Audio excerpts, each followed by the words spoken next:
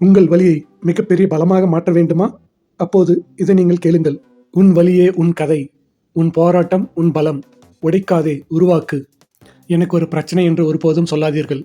பிரச்சனை என்று சொன்னாலே கவலையும் பயமும் கட்டாயம் வரும். எனக்கு ஒரு சவால் என்று சொல்லி பாருங்கள்.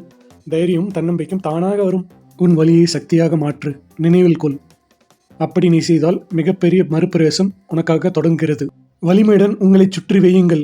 ஆதரவளிக்கும் நபர்கள், புத்தகங்கள் அல்லது வழிகாட்டிகளை கண்டுபிடியுங்கள். நிலையாக இருங்கள். வளர்ச்சிக்கு நேரம் எடுக்கும். முன்னோக்கி தள்ளுங்கள். மைக்கேல் ஜோர்டனின் வெற்றி கதை பற்றி உங்களுக்கு தெரியுமா? உயர்நிலை பள்ளி அணியிலிருந்து நீக்கப்பட்ட அவர் ஒரு NBA ஜாம்பவான் ஆனார்.